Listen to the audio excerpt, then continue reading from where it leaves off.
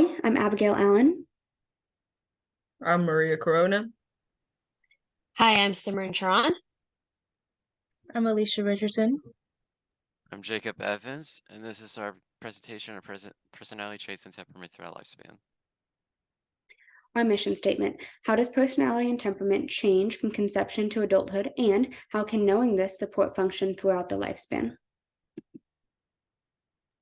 Our theorist for this presentation is Robert J. Havekers. Robert was a physicist, chemist, educator, and expert on human development who worked well into his 80s.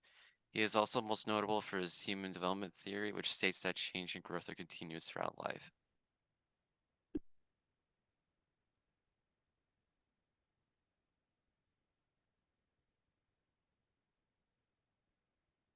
Up next, Maria will be covering women during pregnancy.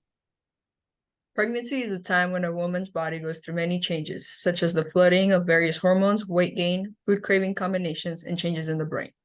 The main 6 hormones that appear in a woman's body when she becomes pregnant are HCG, progesterone, estrogen, prolactin, relaxin, and oxytocin. HCG's main role is to support the corpus luteum, which is the main producer of progesterone. The uterus needs in order to house a developing fetus. Estrogen influences uteroplacental blood flow, mammary gland development, and the fetal adrenal gland function. Prolactin is the hormone that also promotes mammary gland development, and its main role is milk production. Relaxin, like the term sounds, relaxes the ligaments in the pelvis and softens and widens the cervix in order for the child to come out without any unnecessary breaks or tears. Oxytocin's main function are to stimulate uterine contractions in labor and childbirth, and it also stimulates contractions of breast tissue to aid in lactation after giving birth. Aside from the physical changes, there are also changes in the brain. Based on the research conducted from scientists in Spain and Netherlands, it was observed in pregnant rodents significant changes in their brain. Researchers continued this line of brain imaging, but with humans, in order to see the brain changes that pregnancy induce. They observed the area size of gray matter in the brain does reduce, but not substantially enough to be alarmed. The areas of gray matter that tend to decrease are the frontal and temporal lobes. Gray matter is the part of the brain that enables individuals to control movement, memory, and emotions. Although mothers experience the reduced size of gray matter, there are areas in which they gain different knowledge to help understand other people's feelings, beliefs, nonverbal signals.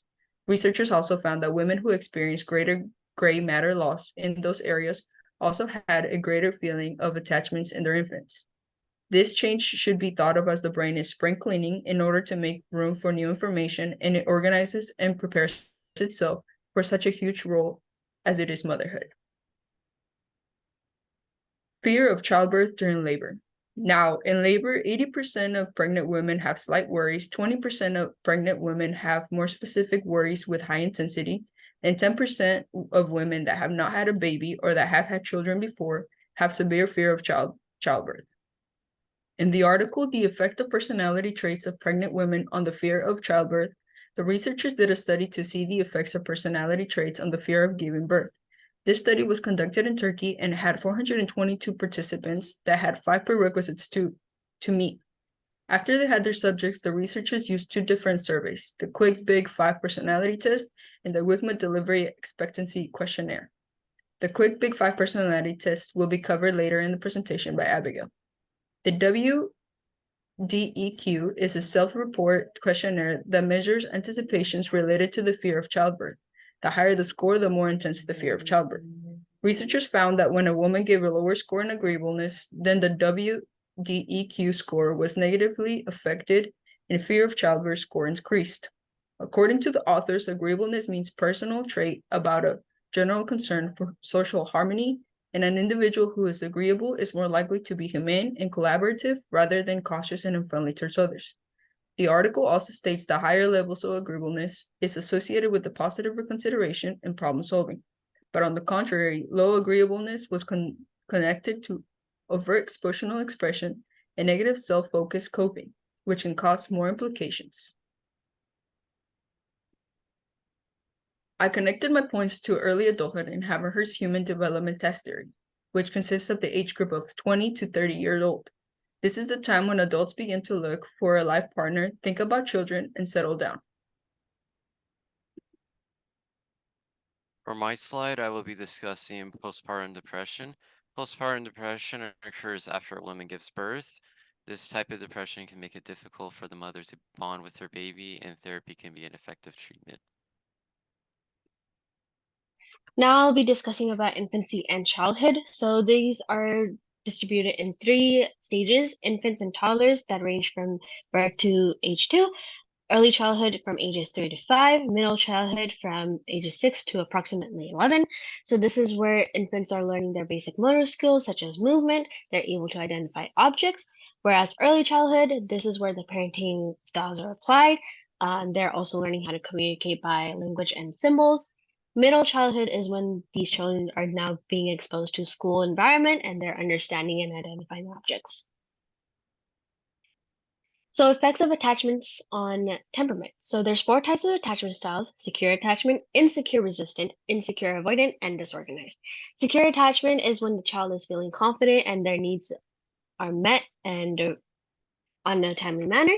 This also includes a connection that are formed adequately between the parent and the child. Insecure resistant is when the child resists to engage in other activities or other children. They also choose not to stay away from the caregivers. This is a fear of abandonment that the child develops. They will cry or when the caregiver leaves or comes back. And this is not in the case of all children. Some children tend to just have a clingy nature, but if the child has an insecure resistant attachment style, they will have this form of clinginess. This results from not having their needs met constantly or in a timely manner.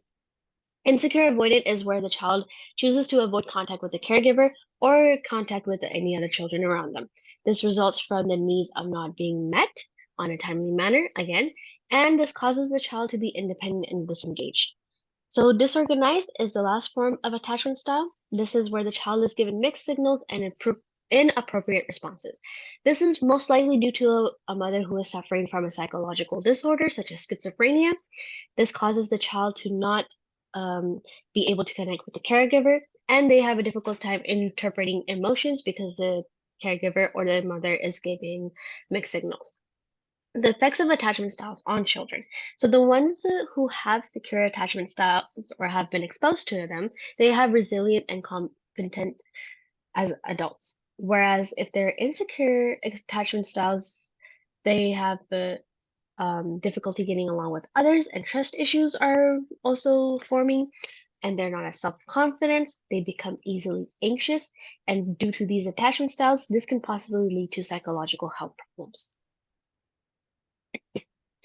Effects of parenting style on temperament. So there's also 4 types of the parenting styles: authoritarian, authoritative, permissive, and uninvolved. Parents who use the authoritarian method, they tend to make rules and expectations that the children are expected to listen to and to meet. There's no room for negotiation, and this causes the child to meet those expectations. And then if the expectations are not met, this can lead to mistakes, which ends up leading to punishment. Whereas authoritative is the most balanced form of parenting styles. This is where there's a balance between expectations and disciplinary actions. These actions are a way to support the child and help the child improve rather than as a punishment. And this parenting style, has appropriate communication and negotiation between the parent and the child, as well as emotional bond. Permissive is where the parent tends to be more warm and nurturing with the child, but there's minimal to no expectations, and this causes minimal disciplinary actions. However, the communication is open, the emotional bond is open. This is where the parent tends to have more of a friendship bond with the child rather than a parenting style. Uninvolved is where children have all the freedom and parents are not involved at all. The only thing the parents are most likely involved in is fulfilling the basic needs, such as home, shelter, food, clothes, all that stuff. And there's limited to no communication, expectations, or disciplinary actions towards the child. The effects of these parenting styles.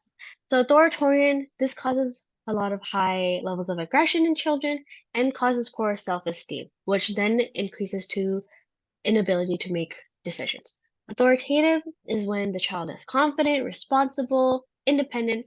They have the capability of regulating their emotions, and they have high self-esteem. Permissive, they can be impulsive and demanding. They can have some level of self-esteem, but not high.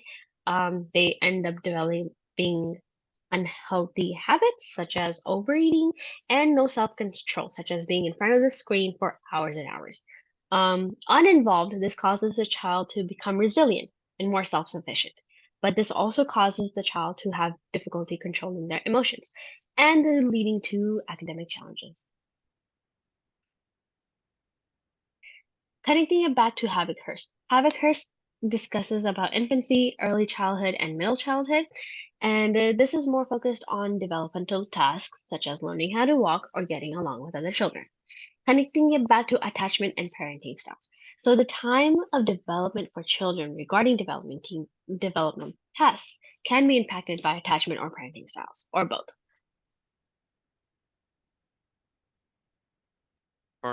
For my slide, I will be discussing children and parents in therapy. Some children will often go to therapy if they have been experiencing emotional or behavioral difficulties, and therapy can be effective for them as it can help improve their well-being. For parents, therapy can help provide guidance in navigating the challenges of parenthood.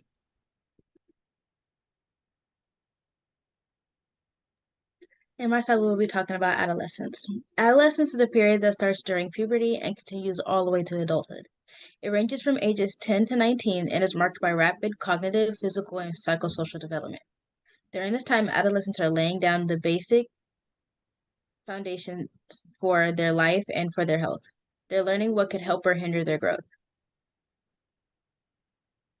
This relates back to Havikhurst's theory, stating that adolescence ranges from ages 13 to 18.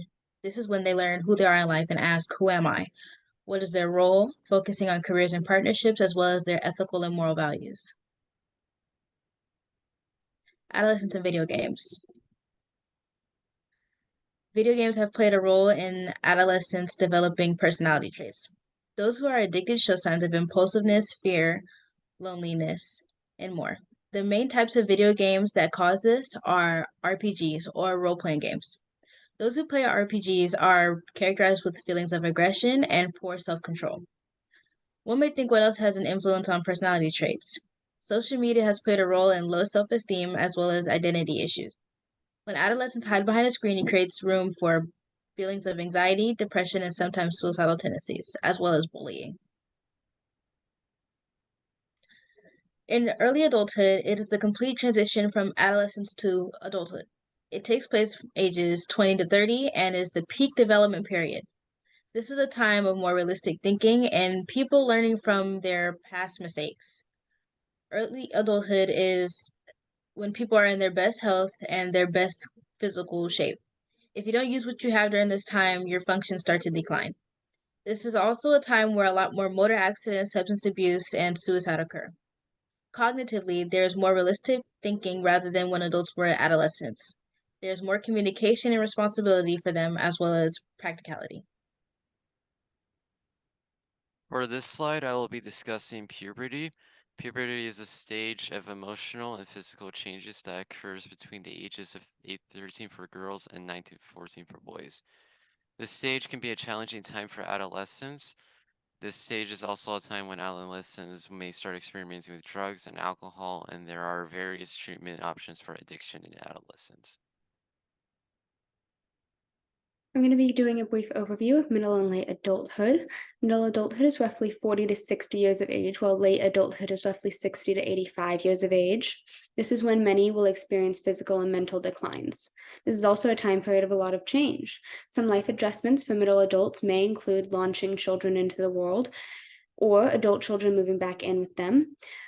Many will lose their parents during this phase in their life, and they will either hit the peak of their career or switch to a new career known as an encore career. Life adjustments for late adults will include coping with the idea of death and looking over and reflecting on their lives. We'll also look at men and women, how they deal with things differently, both physically and mentally. Personality and temperament when it comes to encore careers. Roughly 9 million are currently in encore careers, and around the ages of 44 to 70 is when most will make this switch. This is combining purpose, passion, and paycheck. The most common careers to choose as an encore would be education, healthcare, government, or working with a nonprofit organization. There are several personality traits consistent with encore careers, including but not limited to those who seek opportunities to use existing skills in new ways. Those who seek out encore careers continue to learn and wish to be challenged. They wish to have a positive impact. They are active, self-driven. They have a strong sense of purpose. These people believe that their contributions will outlive them. They are roughly 8% more optimistic than the average human being, compared to those who do not want encore careers are roughly 6% less optimistic than the average. Personality and temperament when it comes to traditional marriage. The age of marriage has risen in the last couple decades, with most women marrying around the age of 30 and most men around the age of 32. This is primarily due to the development of our frontal lobe. This is the center of our brain responsible for personality and decision making, and it is not developed until roughly 25 years of age. 51% of first marriages in the United States will end in divorce. Subsequently, 60% of second marriages in the US will end in divorce. This is because second marriages are less likely to receive help, such as counseling, when things are hard. And 2/3 of divorcees will remarry within 5 years. Some personalities are more likely to have higher levels of marital satisfaction than others. This is because different personalities attract different attitudes, and attitudes will contribute to marital satisfaction. Personality has 5 dimensions, which Maria has previously mentioned. Neuroticism has the lowest levels of marital satisfaction, while conscientiousness shows the highest levels of marital satisfaction, and the other personality types are somewhere in the middle. High levels of neuroticism will lead to low levels of self-worth, anger, emphasis on negative life events. They're more likely to be hostile, impulsive, and anxious, with higher levels of depression. They are more likely to have negative interactions with their partner, specifically during bad connection times or times of conflict. On the other end of the spectrum, conscientiousness in high levels is more likely to show a person to be self-motivated, trustworthy, and have effective communication skills, leading to more intimacy within the relationship. This is the best predictor of couples' intimacy and shows the highest signs of commitment in men. We're going to loop back to late life. As I had mentioned before, late life is a time where we are really coming to terms with our morality. This is dealt with in a couple ways. In a Japanese study, it shows that we are less productive, less creative in our thinking, and more cooperative as we age. We are more concerned with society, and the older that we get, the less assertive, aggressive, and more dependent we are predicted to be. Cohen says that those who wish to take death-hastening measures are independent and narcissistic in personality, with higher levels of internal locus leading to taking death under control. A study done with 35 organ doctors talking about death with dignity described their patients to be strong, vivid, independent, and determined. Owens and Cox tells us that neuroticism is the biggest personality trait when it comes to death, dying, and grieving, because they will most likely struggle the most out of the personality types. This may be connected to PTSD, as many people who have high levels of neuroticism show some form of it, and making them more susceptible to more mental disorders, such as anxiety and depression, as I've previously mentioned. This is because neuroticism responds primarily to negative stimulation. Personality and temperament when it comes to gender. Now, gender roles are how we conduct ourselves based on our gender. Gender in and as itself is a social construct. That means that men and women will act based on how things are assigned by society. A really good example of this are colors in clothing. This can change based on culture and society, and can change over time in a given culture. Jordan B. Peterson does a wonderful job talking about the reliability of the 5 personality types and how men and women are not as different as one may assume them to be. The video is about 5.5 minutes, and I will link it later on in the presentation for you to check out on your own time if you're interested. That being said, there are some tendencies associated with men versus associated with women. Women tend to be more extroverted, and there are a few differences in the other big five personality types, but there are some facets of that. And by that, I mean women are more anxious, which is a subcategory of neuroticism.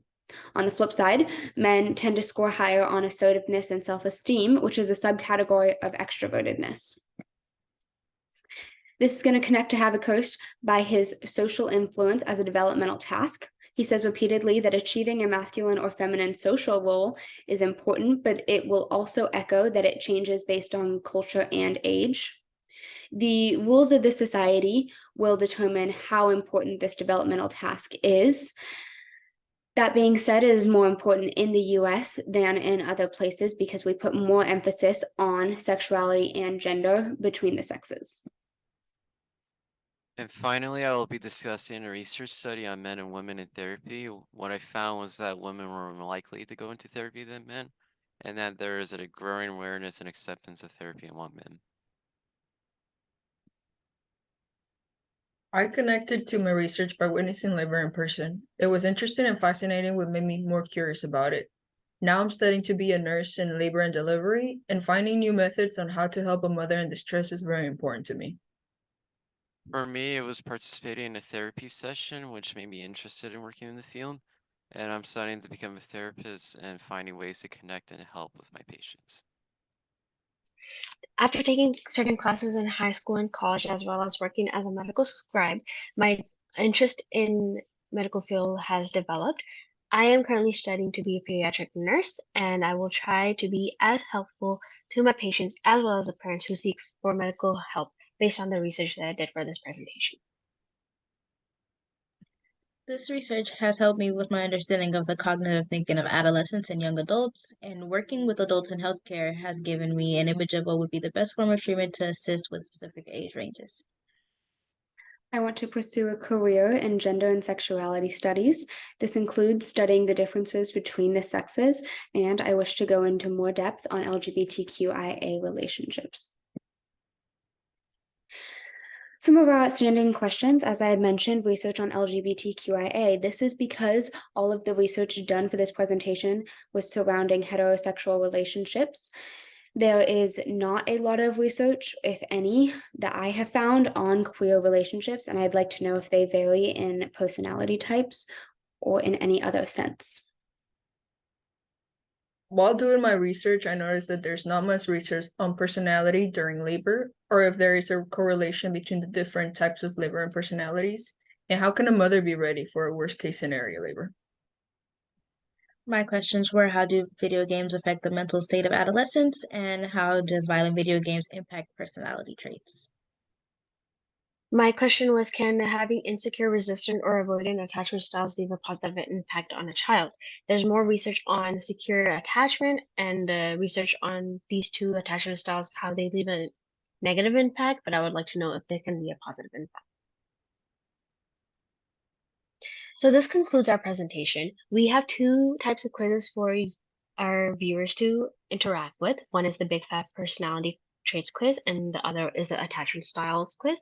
So please use our comment section to provide feedback and or share your results for both quizzes.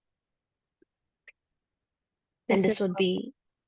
Excuse me, this is our Works Cited page.